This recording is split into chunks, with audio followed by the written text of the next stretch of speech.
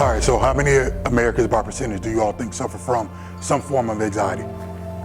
The answer is actually 31%. I know for me, when I hit my wall, my proverbial anxiety wall, it was January 2020.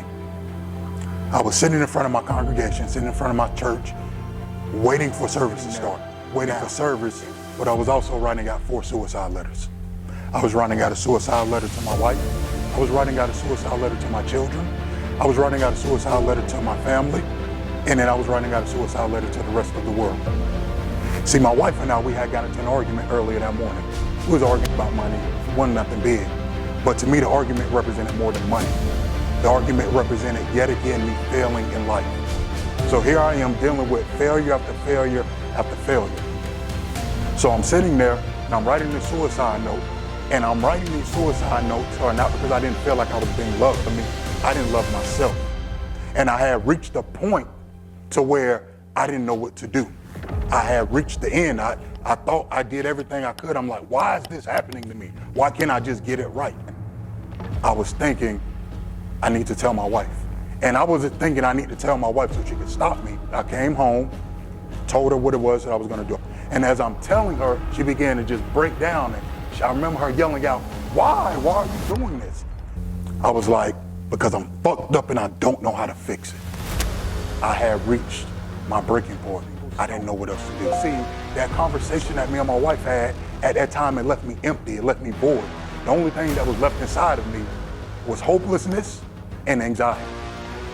And I came up with a plan and I searched everything I could. Is there something, at least one more thing that I can do? So there was at least one thing left that I could do that I can improve my situation. And I made a promise to myself. I didn't promise not to kill myself. What I promised was that I would not kill myself until I tried every single thing that I could. What is anxiety? So now we're going to touch on what hopelessness is. What I realized is that I didn't know me.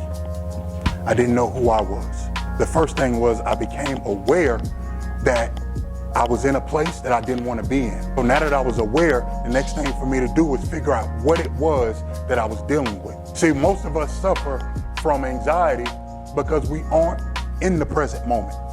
So we're going to talk about the 5 types of anxiety disorder. The first type is generalized anxiety disorder, GAD. Next, we have OCD, obsessive compulsive disorder. Next is panic disorder. The next, post-traumatic stress disorder, PTSD. And the last is called social phobia or social anxiety disorder. Now that I've started to become aware, now I'm starting to pay attention. I'm starting to look back over my life. And I'm starting to look back over reoccurring themes. So now y'all are like, okay, you got mindful, you get to the rock bottom, things happen, but you turned it around, you found out what it is that you like to do, and life should be great. No, life actually got worse. The catalyst of all catalysts for the year 2020. Swung my feet off the bed, went to stand up. Pop! I'm like, oh, sit back down. My back went out. My back starts getting progressively worse. All of a sudden, it felt like someone took a blowtorch to the back of my legs and someone else started stabbing me with a knife stick. I'm walking, I fall to the ground. My wife's like, oh my gosh, are you okay? And I'm like, babe, I can't get up, I can't walk. Eventually, I go get X-ray, MRI. I had 2 slip discs, I had cracked vertebrae, and I had partially tore my gluteus minimus muscles, the small muscles in your butt cheeks. And the doctor told me it's nothing really they can do. I just have to sit and let it heal. So for about 4 to 5 months, I couldn't walk. Now I'm laying in the bed, 4 or 5 months. Can't do anything. I'm now mad, I'm going through it. How did I end up here? But what I did there laying in that bed was I started taking accountability for everything. I started taking accountability for everything in my life. Because as long as you blame someone else for your problems, you will have to wait for someone else to come save you. But the moment you take accountability for your own actions, you don't have to wait for yourself. Like I told you all before, I didn't know myself. I didn't know who I was lost. And I went on a journey and I started a self-discovery journey. I started doing everything it took. I started studying myself in depth because I needed to get down to the bottom of me. I didn't know me. I knew I was a father, I knew I was a husband, but I didn't know who Virgil was. And I had to learn who Virgil was. And if it's not working, I'm not going to allow it to hold me back. If it doesn't serve me, why am I doing it? Why am I holding myself to it? Now, here's the great thing about my human design chart. What it gave me was my purpose in life, to share and spread information out of the care of others. Now that I'm going through my self-discovery, it took me to a self-study. This is what you can also do as well in studying yourself to help find out who you are. This is how you go from being hopeless to going to self-mastery. Start off with these questions. I'm 6'9", have a large stature, have darker skin than most. These are all uncommon things. People are naturally drawn to me because of my size. With my self-study, here's what my self-summary was. My gifts/skills/talents. But when I put that together, what does that come up with? Use my speaking skills to teach information I've researched for others. Even with this self-summary, my self-studying, it had to go to the next level, go through self-love. So I had to get to the point to where I love myself. These are the things that I did for self-love. But there was still one thing missing. Self-mastery. Self-mastery is the ability to direct your behaviors toward your goals.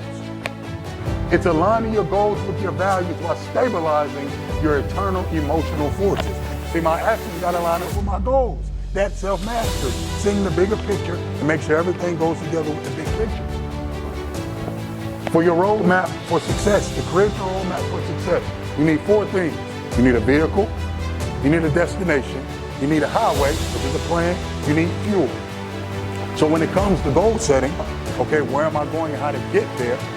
There's a specific type of goal setting that I want to teach you all. The goal setting that I like to do is called reverse engineering. Reverse engineering, starting at the end and then moving back to where you're at now, is the most effective goal setting that you can do. And with the goal setting, even with the self-mastery, self-love, self-accountability, self-study, there was still something that I was missing. Because I felt myself just going through the motions. September 2021, someone tried to pull a gun on me and shoot me. I had to stab them in self-defense. I ended up having to go to jail, not because I did something wrong, but because I was bigger than the other person. That was out of the words of the detective's mouth. So now I'm sitting in jail. The guy sitting across from me tapped me on the leg. Hey bro, the guard trying to get you. I had on an A-line t-shirt, undershirt. He threw me a fresh, right, crisp, new out the pack t-shirt. The dude that tapped me on the leg said, hey bro, you know him? I said, bro, I don't know him. I don't know anybody in here. I don't even know why I'm in here. He said, bro, I done been arrested I done been in here about 10, 12 times. And I ain't never seen them get nobody no fresh shirt. He said, bro, you blessed. Blessed? Bro, I'm sitting in jail for defending myself. What you mean blessed? Like I'm sitting locked up for defending my life. Blessed.